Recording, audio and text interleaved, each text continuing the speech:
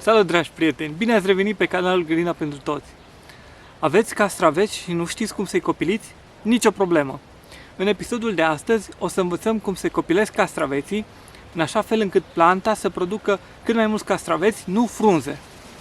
Hai să începem!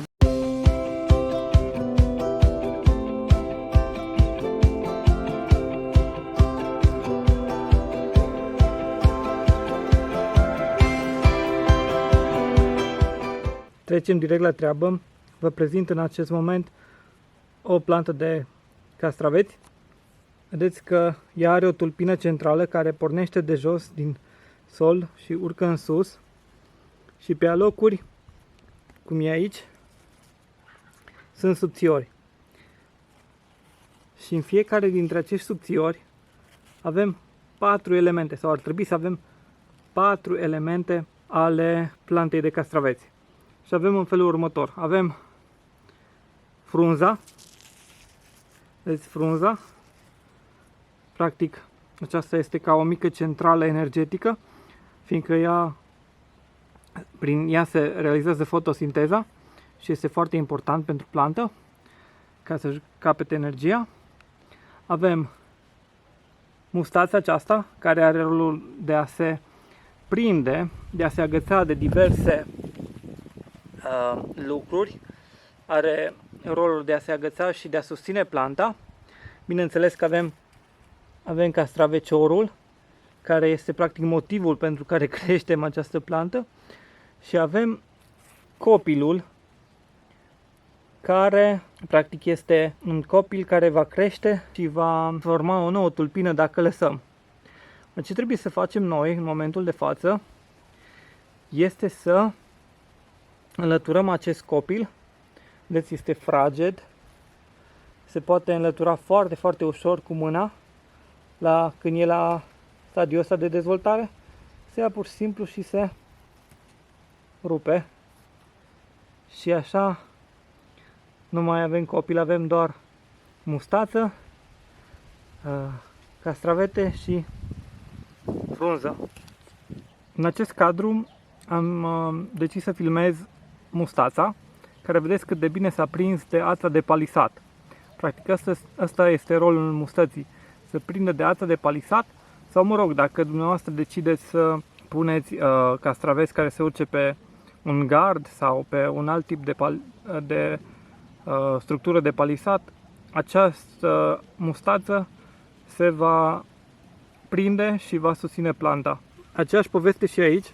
Avem castravetele, avem aici frunza, avem mustața, care este deja prinsă de ața de palisat, și aici jos avem copilul, vedeți? Și n-am cea mai bună poziție. Acum îl rupem. L-am rupt. Am aici un exemplu în care copilul a crescut destul de mare. Acesta este. Vedeți cât de mare a crescut. Și în cazul ăsta ar fi bine să nu folosim mâna, ci să luăm o foarfecă și să o folosim pe aceasta. Așa, ca să nu cumva să rănim planta.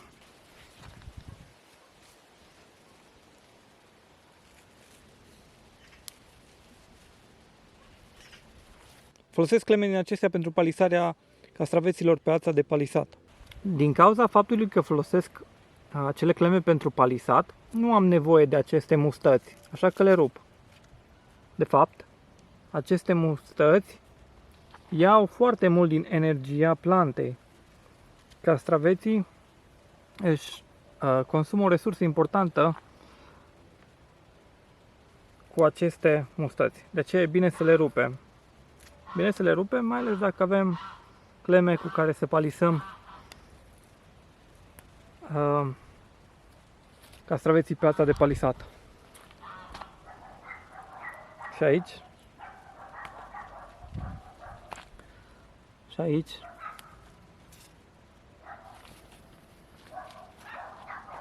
Deci ce trebuie să facem este să ne uităm la subțiorii tulpinii și unde găsim copil să-i rupem.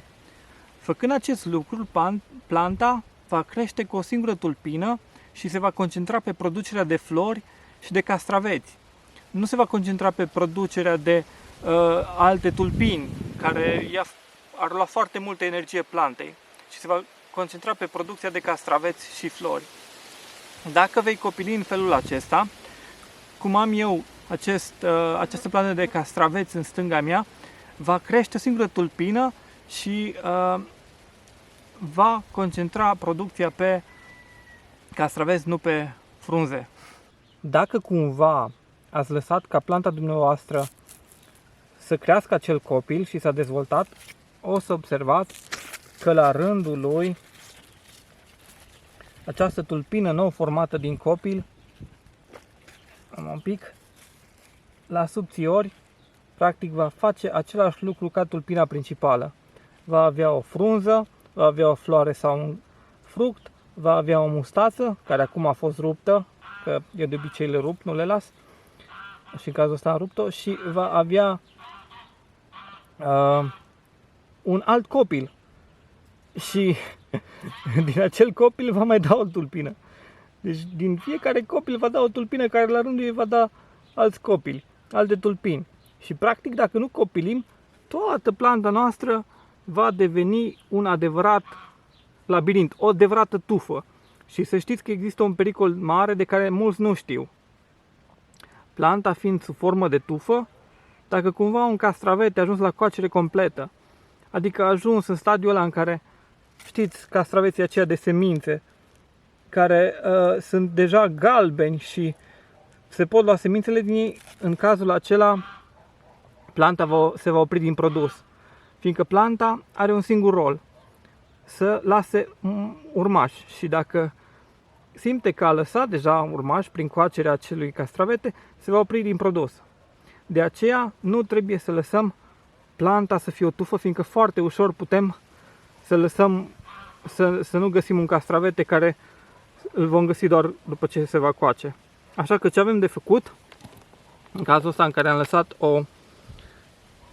un copil nedorit, având deja un castravete, e păcat de el, îl lăsăm, dar tăiem după castravete.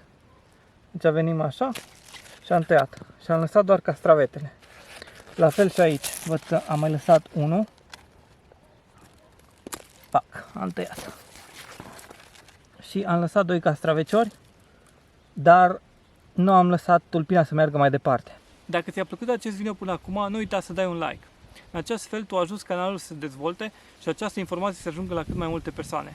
Ce mai trebuie să facem? Vedeți că frunzele de la bază sunt un pic îngălbenite, fiindcă nu pătrunde destul de multă lumină și este destul de multă omezeală jos, mai ales din cauza faptului că se udă foarte des. Știți că castravetele este un consumator mare de apă.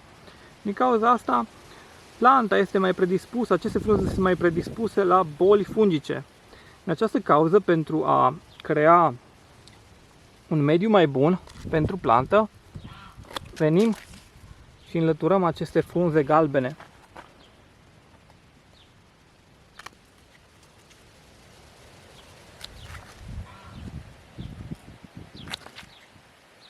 Așa.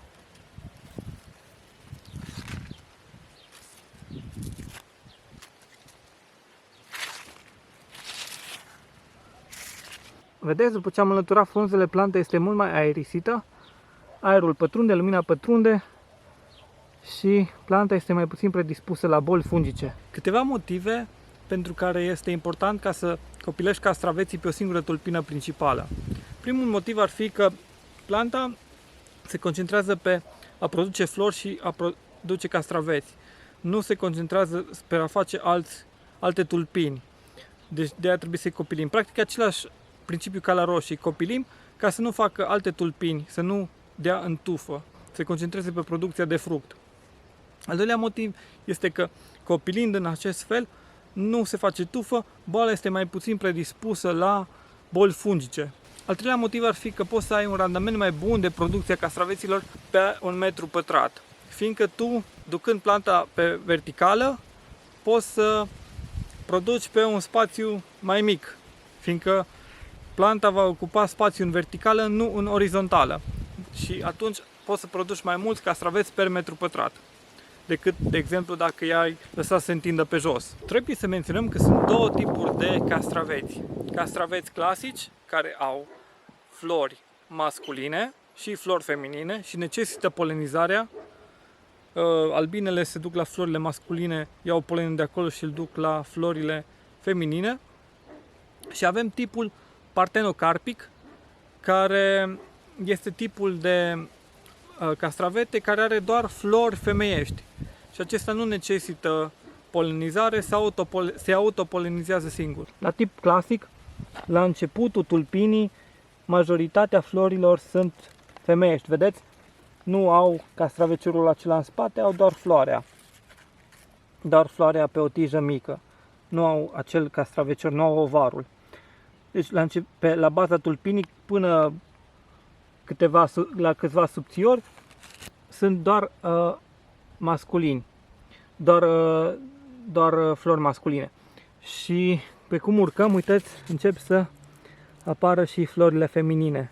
Deci la bază și în partea de jos a tulpinii sunt masculine și pe cum urcăm apar și florile feminine cu ovarul. Vin și cu un exemplu de partenocarpic. Vedeți că ăsta încă de la baza solului, la primul subțior are deja castravete, aici are castravete, aici are castravete.